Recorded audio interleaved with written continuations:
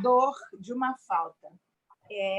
Eu queria começar falando desse título, né? Em que eu clivei essa palavra portador, remarcando o A numa conotação do pequeno A, né? A grafia que o Lacan deu ao objeto que Freud chamava de objeto perdido. E a grafia... Tem um barulho de meu...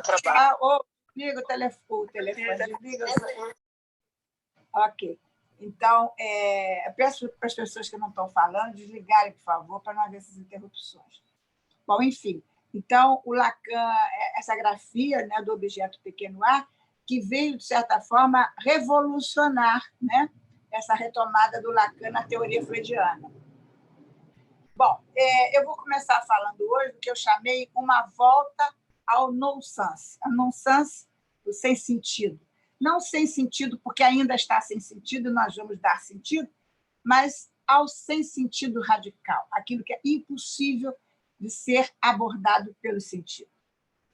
Quando Freud criou a psicanálise, o mundo vivia a era industrial, uma época em que a organização social era pensada a partir de um eixo, onde o pai ou seu representante, um chefe, governo, etc., dava a direção.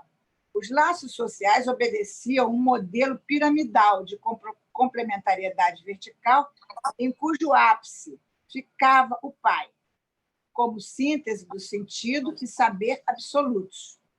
A partir desse modelo, os sintomas podiam ser tratados como desvio do normal pelo sentido. Eram tratados pelo sentido como um desvio do sentido normal. Okay? Eu estou começando a falar do pai e quero lembrar vocês que a escola apontou um eixo de trabalho para esse ano em torno da função paterna. E, embora eu já tinha decidido anteriormente trabalhar o ato psicanalítico, fui encontrar que desse eixo função paterna ninguém escapa, né, com nenhum assunto. Na década de 70, houve uma ruptura. O mundo mudou, o saber se generalizou, os softwares se multiplicam. O pai perde seu lugar de chefe, de saber e de bússola, e o homem, por perder as raízes, ficou desbussolado. Daí os laços sociais passaram a se organizar horizontalmente. A sociedade se torna descentralizada, funcionando em rede, web. Agora tudo é web. As pessoas se juntam e se separam de acordo com a ocasião e o sabor das pulsões. A fragilidade do laço social dá margem às epidemias sintomáticas. Com o não saber do pai, há o curto-circuito da palavra. Quando eu digo com o não saber do pai, eu estou falando desse não saber do pai estrutural. Né? Esse não saber do pai ficou, de certa forma, marcado nessa mudança cultural. Né? E há um curto-circuito da palavra, a palavra significando a própria palavra, esvaziada do seu valor metafórico, né? Que é o valor que inclui o sujeito. Os sintomas já não respondem ao sentido. O gozo, então, não é mais vivido como incestuoso e impossível. Os novos sintomas são invenções para tratar o real. São expressões mais diretas da pulsão. Isso tudo eu estou falando em função dessas modificações que se deram sobre, né, as modificações culturais, mas foram modificações que eu estou apontando dentro da teoria psicanalítica. Lacan foi um visionário. Ele previu as mudanças pelas quais o mundo ia passar e nos deixou uma clínica própria para o mundo de agora. O inconsciente agora é considerado não do ponto de vista da cadeia significante, mas do ponto de vista da pulsão. Portanto, trata-se do sentido que falta, não desse sentido que falta que pode ser dado sentido, uma falta que vai ser preenchida, mas do sentido que falta no saber, esse não saber estrutural, radical, jamais impossível de ser preenchido. Né? Portanto, trata-se do sentido que falta, já não se trata mais de um vetor causal, né? Causa e efeito, mas de uma experiência real no corpo que não está no campo da linguagem. Abre aspas para falar do que Lacan disse no seminário do sintoma. No corpo, o eco do fato de que há um dizer. No corpo, o eco do fato que há um dizer. Há um dizer é um fato para Lacan. É do oco do sexual que parte a escolha do parceiro ou do sintoma com que se goza. Na verdade, são parceiros do mesmo jeito. Como diz Lacan, abre aspas, ainda no mesmo seminário, a fala é um parasita. A fala é uma excrescência. A fala é a forma de câncer pela qual o ser humano é afligido. Então, ele já não coloca a fala no início da estruturação do sujeito. Não confundir com a língua, a-língua, essa língua materna de que falávamos há pouco na apresentação anterior, a apresentação da Cláudia trazida pela Helena. Né? A fala é um arremedo, é uma excrescência no sentido de que é um arremedo disso que está na origem, que é a língua impossível de ser falada toda. Por isso Lacan grafa a-língua. Na clínica do real, o analista já não espera o sujeito no um sentido a mais. Quer dizer, aquela fala que é promovida, né, em seguida às sessões de análise, fala mais e fala mais e fala mais, ela já não é esperada numa escuta do lugar do sentido. Já não é mais desse lugar que o analista espera o sujeito, né? Com um sentido a mais. Entre um significante e outro, quer dizer, a cada fala, né? A cada significante, algum sentido se dá. Mas não se trata mais desse tipo de intervenção que a psicanálise lacaniana, a partir dos anos 70, portanto, vai intervir. Então, já não é mais entre um significante e outro, mas sim no lugar do sem sentido radical, puro objeto assujeitado como efeito de linguagem, objeto A. Uma clínica do real é sempre uma surpresa, excede a realidade e deve romper com qualquer expectativa do paciente em levar a cabo o discurso. É muito engraçado, né? Que quase que é muito frequente, eu diria, que é uma constante dizer, mas eu ia dizer agora, eu tinha um sonho para te contar, ainda mais com o sonho, né? Os analisados vêm seduzindo um sonho muito bom para te contar. Espera aí, eu quero falar mais, né? Você não deixou acabar a frase, coisas desse sentido, né? Então, há essa expectativa, né, de formar um sentido, fechar um sentido, né? Montar uma realidade, digamos assim, né? E uma clínica do real vem exatamente promover essa surpresa, essa novidade, esse algo que não está ali previamente esperado. Né? Aliás, o Lacan diz, para o analista não há expectativa nenhuma. É a frase literal dele. Eu não espero nada, eu acho.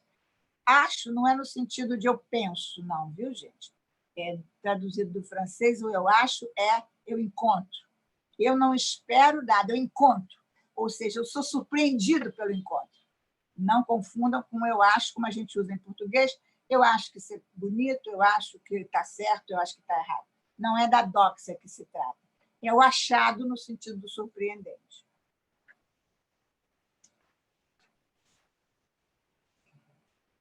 Bom, eu não espero nada, eu acho. Da ação possível da tática, no entanto, ainda assim submetida à regra de ouro, ou seja, à escuta do inconsciente, à associação livre. Isso não modifica.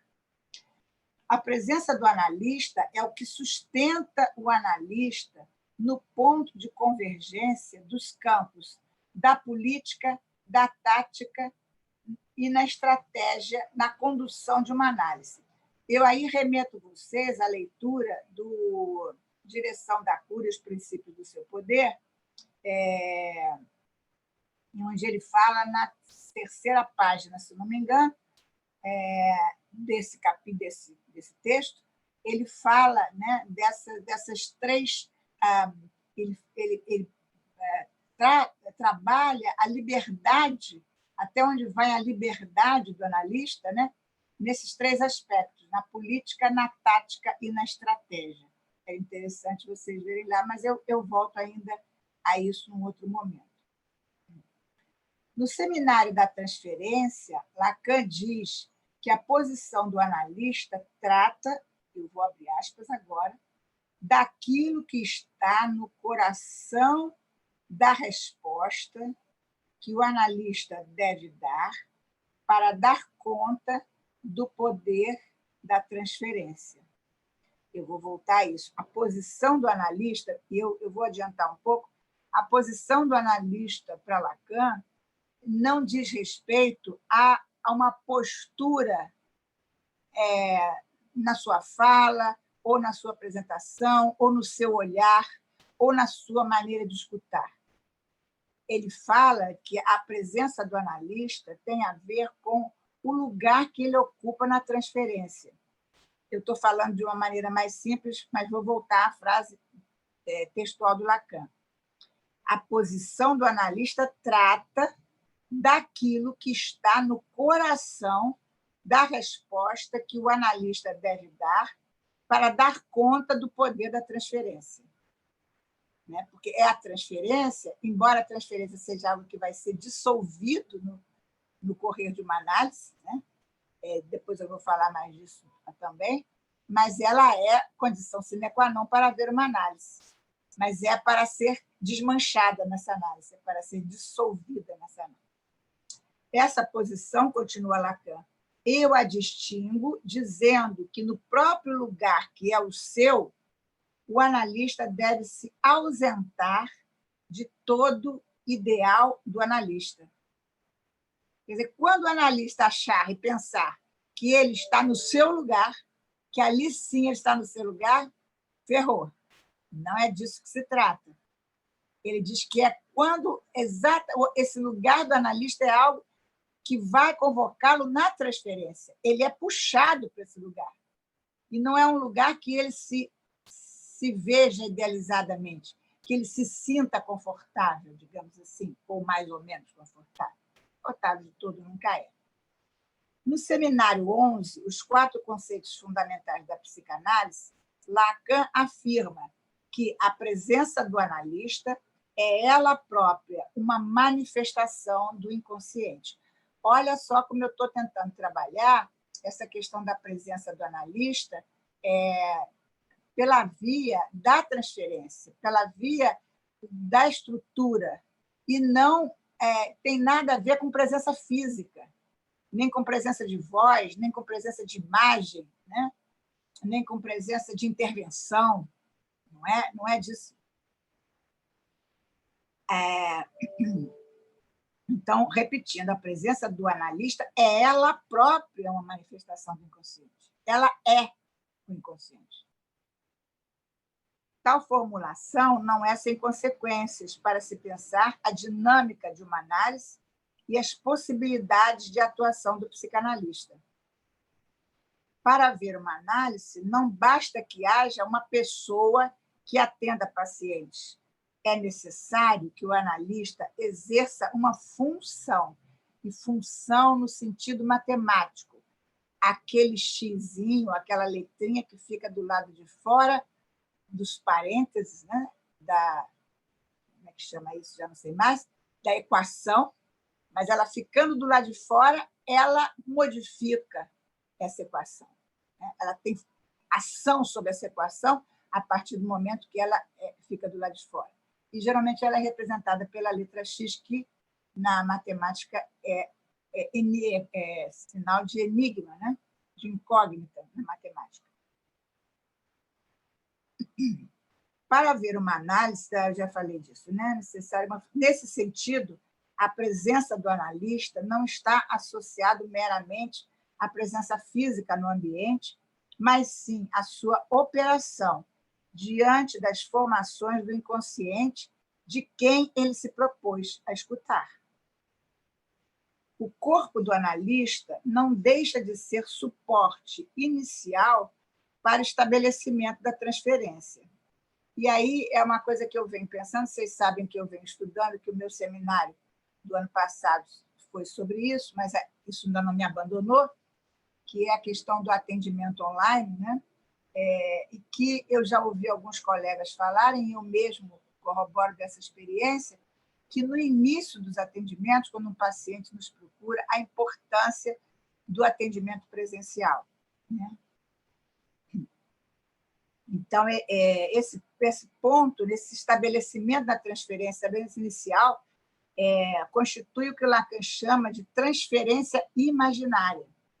Se vocês também quiserem saber mais disso, no livro do Quiné, 4+1, acho que é 4+1, enfim, é fácil, bota 4+1, Quiné vai aparecer. Google agora facilita qualquer citação. Ele trabalha muito bem a questão da transferência imaginária, transferência simbólica e transferência real. Mas isso já vem do Lacan, evidentemente, né?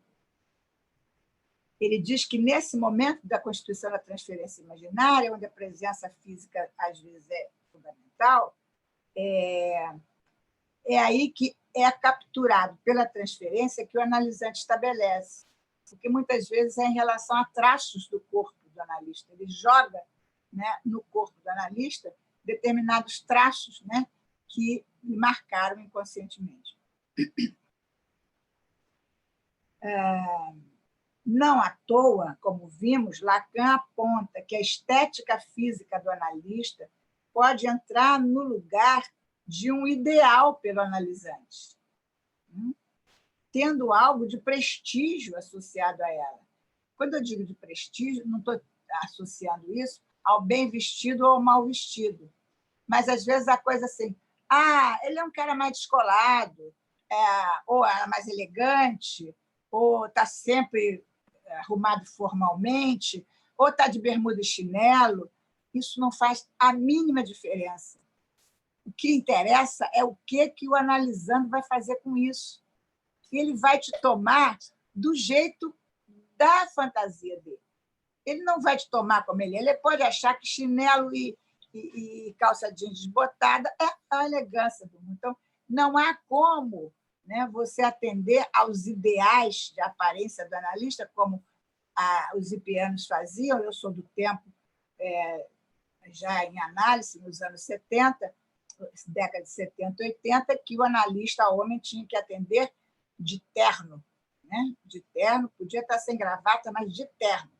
E as mulheres, com pouca cor, geralmente cinza, marrom e preto, blusa branca, bege, etc., e saia cinza, marrom e preto. Jamais calça comprida, depois é que algumas foram usando, mas nasceu desse tempo. Não é nada disso, porque isso vai ser encaixado, né, na fantasia.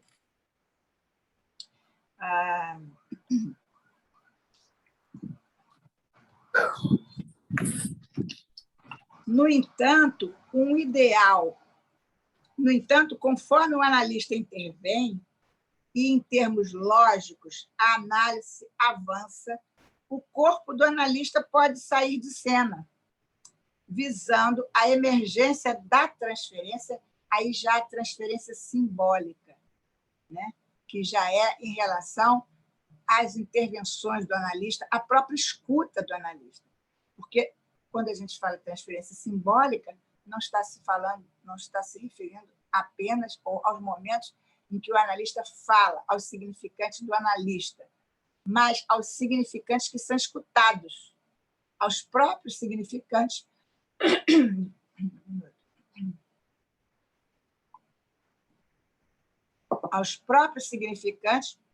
que o paciente se surpreende na escuta.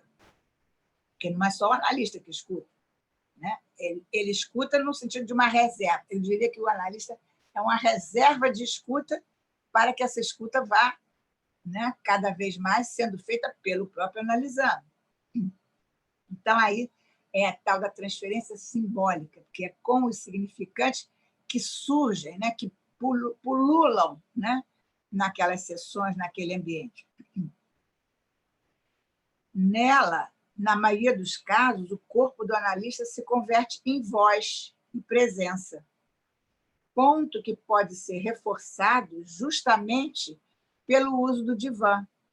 Sobre isso que Né afirma. Bom, essa história do uso do divã, vocês já devem ter ouvido falar, mas o próprio Freud confessa que um dos maiores motivos dele ter colocado o paciente deitado, além daquela coisa de apertar aqui assim, meio que ainda influenciado pela hipnose, né? Fazer uma pressão sobre a fronte para que o sujeito, né, conectasse o inconsciente, digamos assim, mas é porque ele não suportava o olho a olho, e é uma coisa que a gente agora está tendo que suportar com essa história de tela, né? O olho a olho com o analisando. Ele não suportava e, por isso, ele usou esse recurso do divã. Né? Então, sobre isso, o Quiné diz o seguinte: a principal razão do divã na análise não é, portanto, nem a ordem histórica, nem pessoal. Ela se deve à estrutura da transferência. Trata-se de uma tática cujo objetivo é dissolver a pregnância do imaginário da transferência, para que o analista possa distingui-la no momento de sua pura emergência nos dizeres do analisante. Quer dizer, tirando a imagem, né, fica o frescor do dizer, o frescor do significante quando ele surge. Né? Ele fica mais forte, mais destacado. Né? Isso está no livro do Quiné, que eu estou recomendando a vocês, 4+1 condições da análise. Está escrito aqui, porque agora eu sei. Então, o seu lugar, o do analista, é o da invisibilidade. Né? E aí o atendimento online, o atendimento em tela, né, nos beneficia. A gente pode tirar a tela ou fazer várias coisas com a tela, pode sair do foco, pode, enfim, né? Tem muito mais recurso do que simplesmente mandar o paciente deitar. O que não é também algo negligenciável, porque o deitar tem a ver com uma posição de entrega, uma posição sexual, inclusive. Né? Portanto, o corpo do analista é um instrumento que serve à sua tática e estratégia. Por conta disso, nos parece ser fundamental que ele esteja a par dos efeitos, sendo estes benéficos ou não para o tratamento, que o uso de seu corpo como ferramenta interventiva pode ter na transferência. No texto A Direção da Cura e os Princípios do Seu Poder, Lacan fala das 3 formas de pagamento imputadas ao analista. Eu gosto muito desse texto, embora ele seja quilométrico, dificílimo, mas depois que a gente mete a cara nele, ele é de uma riqueza, ele é de um sabor, ele nos nutre, né, de uma maneira muito rica. Eu estou voltando, então, acho que é na 3ª página que ele fala isso aqui. 3 formas de pagamento imputadas ao analista. Condição para uma psicanálise. Primeiro, com suas palavras, ou seja, na interpretação. Ele paga com as suas palavras porque ele entrega essas palavras para ser, digamos, digeridas, né, pelo analisante. Essas palavras, ele não tem domínio sobre elas. Ele oferece ali, o analisante toma quanto quer, né? E da maneira que quer. Faz uso da maneira que quer. E muitas vezes se surpreende que uma palavra que ele pensava que teria um efeito tem outro. Né? Aliás, ele não tem que pensar nada, né? O analista. Então, primeira coisa, com suas palavras na interpretação. A segundo pagamento, com o que há de essencial em seu juízo íntimo. Pronto, eu acabei de falar que ele não tem que pensar nada. Ele não tem que achar que a palavra dele vai ser bem ou mal recebida. Isso é impossível. E é curioso porque a gente não deixa, a gente não consegue, né? Eu acho que em raras ocasiões eu consegui me libertar totalmente da polidez da educação. É muito difícil você conseguir se libertar disso. Mas é um esforço que o analista tem que fazer, porque você, às vezes, não, eu vou falar isso dessa maneira, eu vou pedir desculpa. Aconteceu uma coisa, eu estava atendendo uma paciente a propósito do atendimento do marido. Esse marido, enfim, começou a me procurar, até por indicação dela, da família e tal, mas ele adoeceu de uma doença gravíssima, isso foi um reboliço. Logo que começou, foi um reboliço. E ela, então, me pede ajuda, porque estava, enfim, questão familiar muito confusa para ela. Eu atendi algumas vezes, falei, não vou atender, como a gente chamava antigamente, orientação, digamos. Não é para orientar nada, mas é uma escuta de apoio, digamos assim, à situação, né, familiar. E aí, depois de algum tempo, sei lá, 1 ou 2 meses, ela começou a trazer questões dela. E aí, nessas sessões que eu estava atendendo em função dele, essas sessões eram pagas junto com o atendimento dele. Quando eu disse para ela, bom, então agora eu acho que você está querendo falar das suas questões que estão sendo surgindo agora, nesse momento, né? Nessas circunstâncias desfavoráveis, mas trata-se das suas questões. Então, eu sugiro que você eu posso te atender, eu vi que tinha condições de separar essas coisas, mas você pode também, eu posso indicar outra pessoa, você fica à vontade, esse papo furado todo. E com tanto cuidado. Muito bem, ela começou. Gente, eu atendi essa moça uns 2 meses, no 3º mês. Ela se dá conta de que ela não estava pagando o tratamento, porque ela achou que ia continuar sendo pago junto, tudo na mesma conta pelo marido. E não era. Do marido tinha a conta dele lá das sessões dele. Eu esqueci de cobrar. Gente, isso é uma coisa que o analista tem que saber, né? Eu fiquei trabalhando na minha cabeça por que desse esquecimento, o que fez com que, quando, né, mudou isso, não foi cobrado, etc, etc. Agora, como é que eu ia... Quer dizer, ela que me disse, olha, eu não estou pagando, você mandar coisa, eu quero pagar tudo. Ela queria pagar tudo, de repente... Tá. Eu falei, não pode ser assim. A gente tem que falar sobre isso. Né? E aí eu comecei cheio de cuidados, né, para falar de como é que tinha esquecido e como é que ela também não tinha se preocupado ela pagar. Quer dizer, na hora que eu separo, né, o atendimento, o dela e o dele, ela não paga e eu não cobro. Então, eu de certa forma, tive que...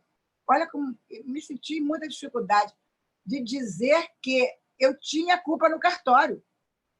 Nessa separação, eu, de alguma maneira, não marquei a separação e aquilo que cabia a ela, porque eu não cobrei. Né? Isso é muito difícil de fazer, né? E a gente fica sempre puxado pela polidez, pela delicadeza, pelo bom senso, pela educação, por essas coisas todas.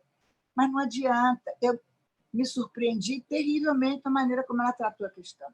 Primeiro que ela sacou, muito antes de qualquer coisa, que isso tinha a ver com a separação dela e do marido.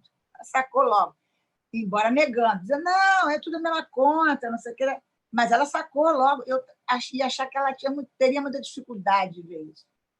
Então, estou dando esse exemplo para mostrar que não adianta você planejar a melhor maneira de dizer, porque não se trata disso, se trata da maneira que o paciente vai escutar.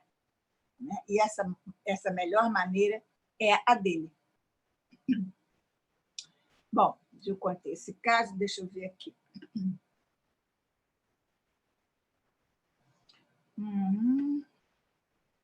Tá. E a terceira coisa, então, que ele paga é com a sua pessoa, que é emprestada como suporte aos fenômenos da transferência. A sua pessoa, né? A sua maneira de ser. Ela é pintada, ela é desenhada de acordo com o lugar transferencial desse paciente. Um outro exemplo, eu estava atendendo, na época, atendia no consultório e tal, com a cliente na sala de espera, atendi a cliente, fui lá, chamei da sala de espera.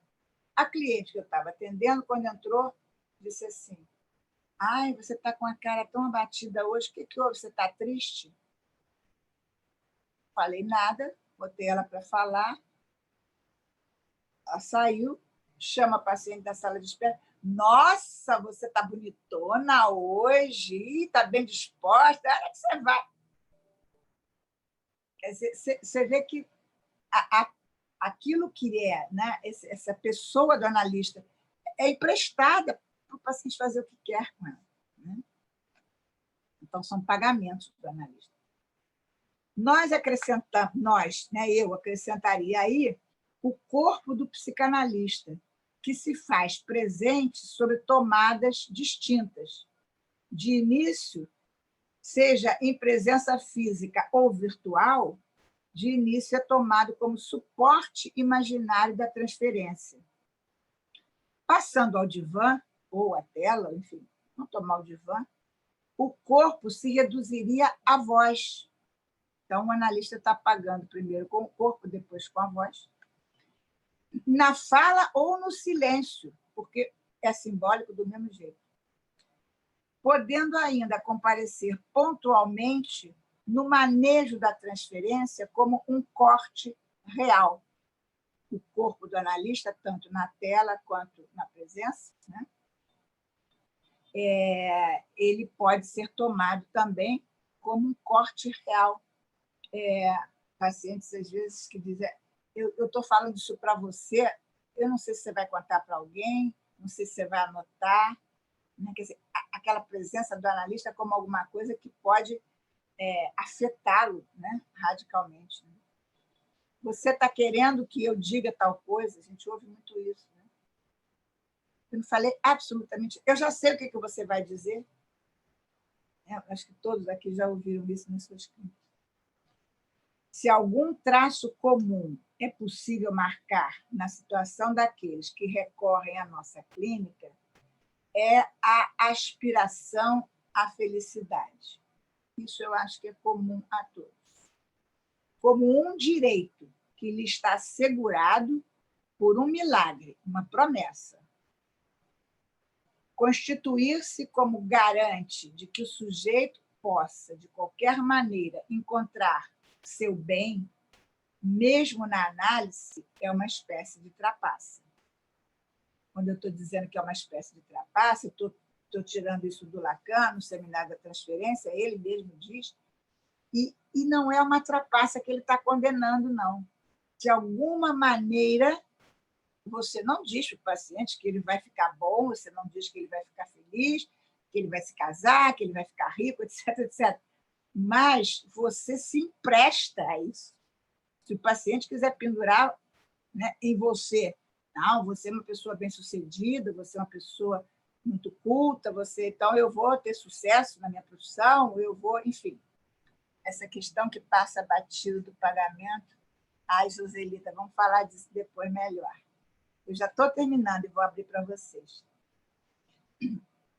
Então, aí se situa o ato analítico, vindo de um não regramento dos comportamentos, né? Os comportamentos a serem tomados numa análise.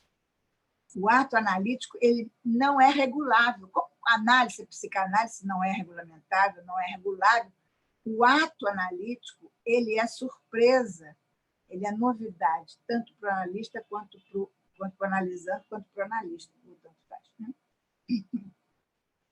Ele vem de um não regramento dos comportamentos e formas de intervenção por parte do psicanalista. Ele vem de um não saber o que fazer do analista.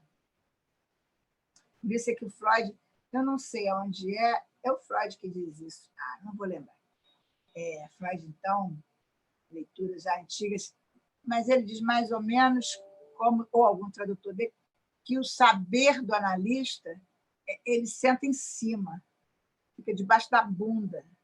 Não é uma coisa que ele tenha na mão que vai usar. Ele fica apoiado naquele saber. Naquele saber não entra em questão.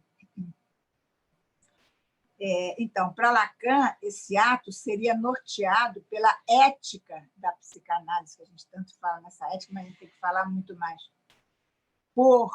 que por sua vez, diz respeito à sustentação da posição do analista enquanto presença, operador necessário para que o campo do analítico possa acontecer. A presença do analista é a possibilidade desse campo acontecer. E a ética está aí. E essa presença do analista, ela se expressa nisso que é esse ato do psicanalista, isso que escapa ao saber dele. Pensando a clínica, só o último parágrafo, pensando a clínica psicanalítica em termos de tática, estratégica e política, e como... Isso é uma coisa que eu concluí nesse finalzinho aqui.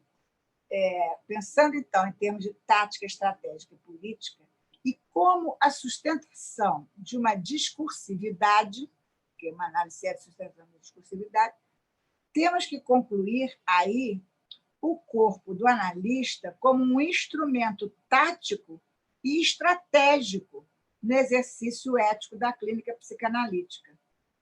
Assim, havendo um analista disposto a posicionar-se enquanto presença, de modo a assegurar a escuta do sujeito do inconsciente. Entendemos, então, que ali encontram-se condições para que haja análise, estando seu corpo literalmente presente ou não. Eu vou repetir esse finalzinho. Assim, havendo o analista disposto a posicionar-se enquanto presença, de modo a assegurar a escuta do sujeito do inconsciente,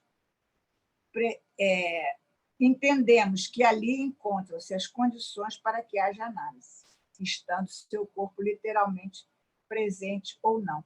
Ou seja, o corpo do analista é tomado numa discursividade, no encontro, né, desses três eixos tático, estratégico e político. Bom, foi isso que eu separei para hoje. Achei até que eu não ia conseguir, porque fiz essa introduçãozinha, né? Mas, enfim, Joselita, fala aí, que você ia me falar uma coisa interessante. Simil também levantou o dedo. Bota aí. Tereza Nazar, oba! Alexandre, organiza aí a fila. Oi. Eu não sei por onde eu estou aqui. Espera só um minutinho. Estamos te ouvindo bem. Aqui estou eu aqui na tela. Muito bom o seu trabalho. Gostei muito. Então, a questão que eu coloquei para você, com relação a paciente que você coloca, né, que passa batido esse ar, na hora que eu escrevi uma coisa, mas depois eu comecei a pensar na questão do corpo, né, que você está colocando aí o corpo do analista, né, como tática, estratégia política, ou seja, como algo resvala porque não passa pelo corpo do analista, né? Se não passa esse significante, né, não foi escutado. E o Lacan fala lá no seminário do ato, né, que o analista, há um vacilo do analista na medida em que ele recusa o ato. Mas ele não está falando de sujeito, porque não tem sujeito no ato. Né? Então, como é que se coloca essa recusa do ato? É isso que me intrigou, né? Quer dizer, algo se passou ali e que não fundou, né? Porque o ato é fundador de uma ordem simbólica, né? Que não fundou essa diferença, né? Num dado momento, não fundou essa diferença, né? Foi um escape, e foi um escape do lado do analista, porque a paciente escutou. O que você me diz, então, dessa questão da resistência do analista? O que resistiu aí ao discurso? Se é possível dizer alguma coisa, né? Engraçado que essa história... Aliás, eu queria dizer que essa é a segunda vez que eu trabalho esse seminário. É a primeira vez que eu peguei esse seminário para trabalhar, peguei num desafio, porque na escola lacaniana nós tínhamos tido, eu acho que 2 ou 3 tentativas de colegas que começaram a trabalhar o seminário e, por algum motivo, interromperam. E esse seminário foi interrompido por questões políticas do Lacan, etc., em relação à psicanálise. Que não vem ao caso agora, pode ser que depois eu fale. Mas, e aí eu tomei e falei, não, eu quero ver se consigo levar esse seminário até o fim. Mas, na verdade, nenhum seminário chega até o fim. É a segunda vez que eu estou tomando esse seminário. N vezes esse negócio do horror ao ato, eu já falei disso, eu já ouvi isso. Então, e agora, quando você coloca essa questão, dizendo é horror ao ato, mas não se trata de um sujeito, porque não há sujeito, eu juntei as coisas. Eu acho que esse horror ao ato é da impossibilidade de, naquele momento, dar palavras. Portanto, a resistência que se trata aí é a resistência da linguagem. Sim, sim. Porque o ato está fora da linguagem. É verdade. E lembrando Lacan, ele diz que a resistência é do discurso, né? É do discurso, é da linguagem, da palavra, sim. Interessante. Olá, Tereza Nazar. Vai. Posso falar? Sim. E a minha vez? É só uma interferência no que vocês estavam conversando agora. Eu tenho algumas coisas que eu gostaria de colocar. Muito boa sua apresentação, Tereza. Mas, justamente, o de que se trata aí é, pelo comparecimento do objeto, não há palavra a se colocar. Uhum. O que comparece era a última coisa que eu ia falar, mas eu vou falar primeiro. Porque, justamente, o ato analítico é um clarão, né, que se abre entre imaginário e simbólico, desfazendo, né, a pretensão de sentido do analisando, não é mesmo? Sim, que só quer saber de sentido. O analisando só quer saber de sentido. Eu não tenho nem bateria mais. Portanto, parece a emergência... Alguém está falando aí. Microfone aberto, né? Não, microfone aberto. Então, portanto, a emergência, me parece, do real pelo objeto, dividindo o sujeito. E, por isso, não tem... Bom, você pode depois refazer as cadeias significantes, não mais no mesmo sentido, justamente, que vinha, né, acontecendo. Há essa intervenção do objeto aí, que promove esse clarão, por isso Tereza disse muito bem que no ato analítico não tem nem analisando nem analista. O analista, ele propicia, né, que essas cadeias significantes que estavam recalcadas possam comparecer nesse momento pela intervenção do objeto. Bom, essa é a leitura que eu faço. Né? Você agora me fez pensar, Tereza, nesse seminário do ato analítico, embora seja ainda o seminário 15, ele faz muitas referências em relação ao final de análise. Inclusive, ele não vou trabalhar aqui, porque precisaria até de quadro, tá, aqueles quadros, mas acho que podemos trabalhar juntos, cada um vendo.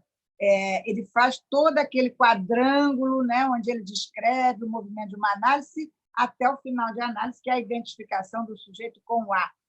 Né? Então, nesse sentido... Ai, meu Deus, esqueci que ia falar. Sim. Por que ele está falando isso? Chega a um ponto que nem essa... o que interessa não é essa recomposição da cadeia significante de uma outra maneira, mas é a impossibilidade total de recomposição de cadeia significante. Do sujeito... Impossibilidade total de refazer a cadeia significante. Porque ele, de alguma maneira, aponta no final de análise como sujeito em A. Não é que o sujeito deixe de falar, o sujeito continua falando, mas esse encontro com o real ele se dá de uma forma tal que não pode mais ser recoberto pela cadeia significante. Né? Nesse momento, não, mas o sujeito vai dar conta na vida, nos seus seminários, ele vai, de alguma maneira, refazer suas cadeias significantes, mas não mais do mesmo lugar. Sim, ele passa a estar frequentando o lugar do objeto. Exatamente. Não no lugar do objeto, né, Tereza? Ele vai estar assumindo a sua posição subjetiva que ele antes não podia, porque, na verdade, o lugar do objeto você só tem in effigie na análise para o seu analisando. Na vida, nos seminários e tudo mais, você está, eu pelo menos entendo assim, assumindo a sua posição de sujeito, que, na verdade, enquanto neurótico, você não está. Você é submetido como objeto do fantasma do outro. É Mas- desse lugar que você está, que você fala, digamos assim. Deixa- Eu deixa eu- Identificado ao Deixa eu outro. acrescentar eu posso acrescentar uma coisa? Aí fica. Eu quero fazer o uma Zé Mário pergunta. quer falar, não se mil agora. Agora, Vai. Constante, eu tinha outras coisas que eu gostaria de acrescentar, porque eu apontei primeiro essa questão, entrei na conversa de vocês duas. Mas tinha outras coisas que eu gostaria de falar que eu acho que, para mim, pelo menos, são relevantes. Primeiro, essa frase, né? Eu não procuro, eu acho, que é uma frase que o Lacan tira do Pablo Picasso.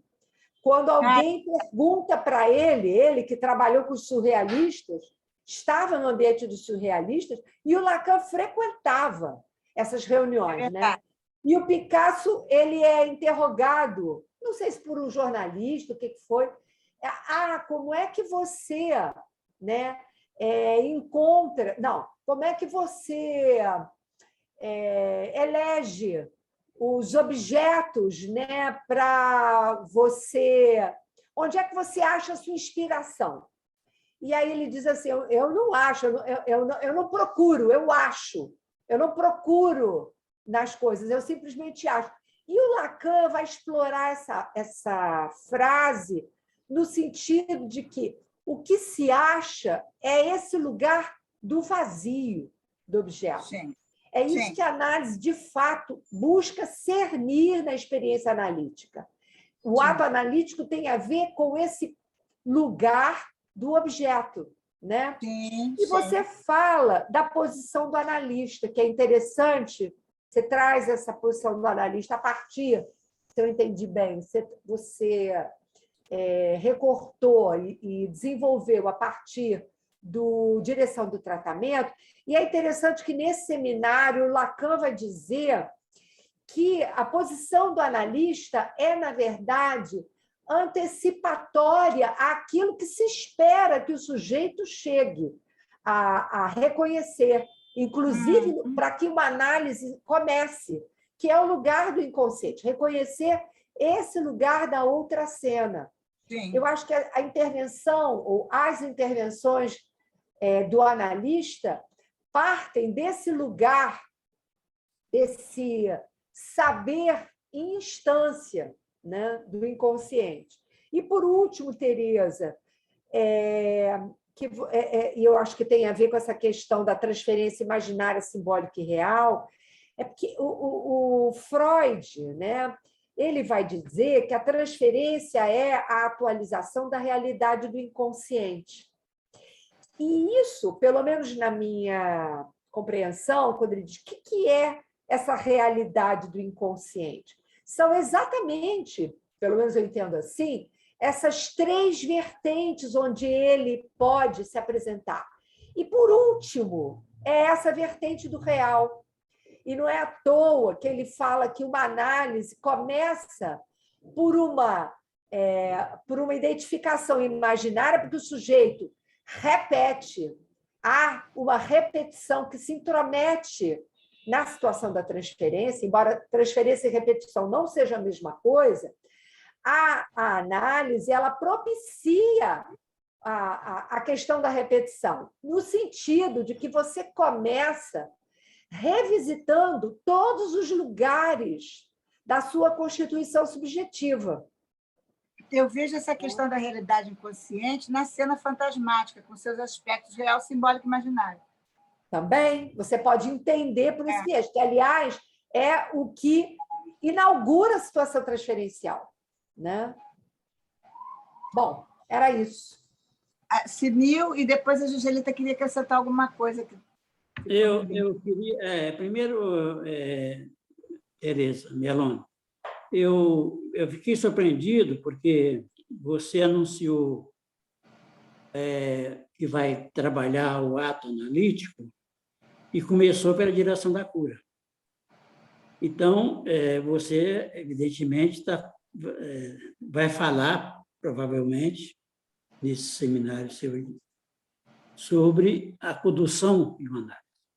E aí eu queria te fazer uma pergunta sobre a questão dessa que compareceu aí na sua fala e também na fala da Joselita e da Tereza, sobre a questão da posição do analista naquilo que o Freud chama de construção.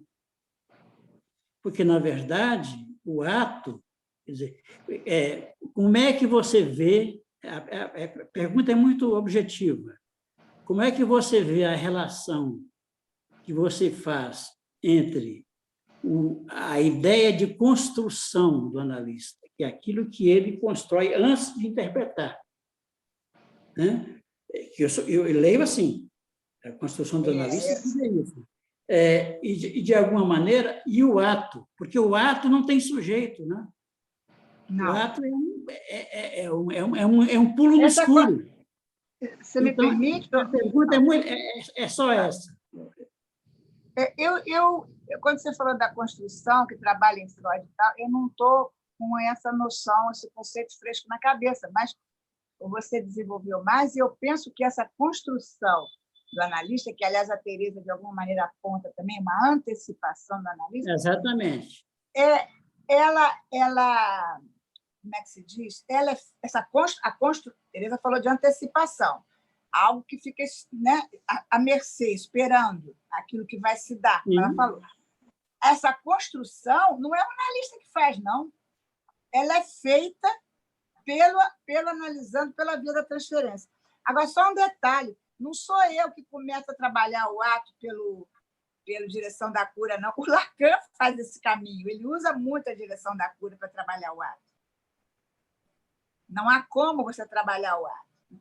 Eu pretendo depois também trazer aqui umas questões antigas que ficavam rolando na minha cabeça, que é para falar do ato, o que é o ato analítico, o que é a intervenção analítica, o que é a interpretação analítica.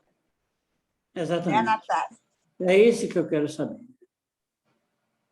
Qual é a diferença? Você vai saber, mas vamos tentar. Enfim, é nessa direção que está a minha participação no seu seminário. Eu quero... Joselita, queria acrescentar mais alguma coisa? Tem mais alguém na fila, Alexandre? Rapidinho, é só com relação à questão aí da reconstituição significante, né? Eu penso o seguinte, com aquele princípio de Lacan, que eu também não sei aonde foi que ele escreveu isso, né? Que crise real imaginária só se resolve com a instituição de uma nova ordem simbólica, né? Essa instituição de uma nova ordem simbólica, ela só é possível, né, pelo ato fundador, o ato do analista. Tá? Então, a partir do momento que se institui uma nova ordem simbólica, no meu entendimento, é impossível uma reconstituição significante daquilo que se desnodulou. Então, ele vai estar direcionado para uma outra coisa. Realmente, o que a Tereza colocou, alguma coisa nesse sentido, na direção do encontro de uma falta, não mais de um sentido. Sim. Então, eu entendo que é impossível reconstituir significante, não se trata disso. Né? Eu esse acho comentário que eu queria fazer. Eu não sei se discordo um pouco da Tereza, mas às vezes a maneira de falar, né, a gente não segue bem. Eu acho que esse encontro com o real, né, que se dá num determinado ponto da análise, que pode ser ao final de análise, pode ser até de uma análise já terminada, digamos assim, que a análise não termina, mas o encontro com o analista, né, de alguma maneira deixa de se dar, esse encontro permanece. Muitas vezes você, vendo um filme, ouvindo alguém falar, ou você mesmo falando, e comete um ato falho, e ali tem o Lacan chega a falar de um raio, né? um fulgor de um raio de real que se rasga na sua frente e que te traz uma nova recomposição significante, que já não é a mesma. Rompe com essa repetição da neurose, como você falou. Ok. Então tá, muito obrigada, Tereza. Vou precisar sair, que eu tenho que Eu quero fazer agora. uma adendo a propósito Tchau. disso, porque o que eu estava me referindo, Tereza e Joselita, o que eu estava me referindo é ao fato de que esse encontro com o real, ele, na verdade, se dá ao longo da transferência. Em vários momentos. O ato analítico ele é construído, né, ao longo da própria experiência de transferência. Por isso eu estou falando exatamente dessa expansão, né, no discurso. Aliás, na expansão da fala que promove o surgimento do discurso analítico, né, do comparecimento dessa especificidade discursiva que é tão própria da experiência da transferência. Era disso que eu estava falando. É claro que quando você rompe com a sequência, estou falando da cadeia significante em busca de um sentido. Quando você rompe isso por uma presentificação de real, chamem como quiserem, nesse momento há uma irrupção daquilo que estava recalcado, né? Sim. E é isso que modifica completamente a direção, é isso que interessa, a direção, né? O vetor em questão muda de direção. Sim. Não está mais em busca. E aí não importa o que vai se dizer na sequência, entende? É de outra coisa que se está falando. Deixa eu fazer um comentário, Tereza, sobre que você falou em alguma coisa que é construída. Então, de alguma maneira, você deu uma resposta à minha questão, né? Porque a questão do ato analítico, no seminário do ato de Lacan, é uma função do analista. Não vamos concluir isso agora, não. Não estou concluindo. Não, espera, isso faz parte da minha pergunta, por favor. A questão. Não, por favor, escuta, tenha paciência, hein? Escutar. Porque a questão que eu fiz inicialmente é a questão da construção, na medida em que o analista tem uma função aí de conduzir a cura de alguma maneira, ele tem uma função aí. Por isso a importância da presença do analista. Mas não tem a ver com a presença física, mas dessa antecipação da presença do inconsciente ali. Eu acho que essa talvez seja, Tereza, o ponto interessante, que, de certo modo, o que o Simil está falando se articula com o que você está dizendo. Eu acho que se articula perfeitamente. Eu acho que eu quero colocar uma diferença, porque eu estou começando, esse é o primeiro nosso encontro, e eu já estou dizendo, a Joselita trouxe, bem lembrado, há um horror que não é subjetivo, uma impossibilidade do ato ser colocado em palavras, a linguagem não aborda o ato. A outra coisa é que o ato ultrapassa o analista. A Tereza Nazaré acabou de falar, o ato não é do analista, nem do analisante. Então, esses marcos são fundamentais para que esse seminário exista. O ato do analista não tem nada a ver com a interpretação. Isso não está no seminário do ato. O Lacan faz não está? Não, ele faz. O Lacan fala claramente do seminário do ato. Do lado do analista está o ato e do lado do analisante está o fazer. Quer dizer, que aquilo que resulta do ato do analista. Calma lá, isso ele fala no início, mas depois ele vai dizer que o analista, aquilo que ele chama de o analista, já não está mais na poltrona, nem no divã. A própria presença do inconsciente.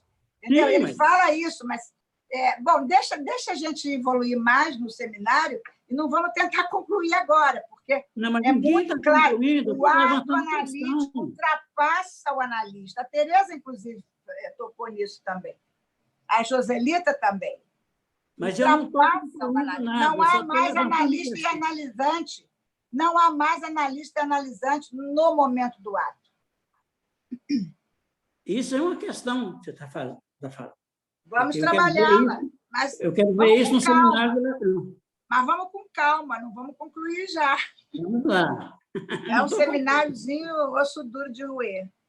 É mesmo. Bom, alguém mais quer falar alguma coisa? Eu quero agradecer muito as intervenções. Mantenha uma chama acesa. Se não me engano, a Natália queria falar, né? Cadê ela? Eu acho que sim. O Agostinho vai entrar no circuito, hein, gente? Daqui a pouco. Agostinho, daqui a pouco. Não Natália, escreveu não? nada aqui. Não escreveu nada. Não sei se. Acho que não. Então, eu que quis que ela falasse, porque ela trabalha a questão da transferência. É Deve ter verdade. sido isso. Muito bom, Tereza. Você trouxe questões importantes. Então tá, gente. Obrigada. Beijo para todos. Até a próxima. Daqui a um Beijão, mês. Tereza. Beijão. Tá? Usa o mesmo Alexandre, tem que usar o mesmo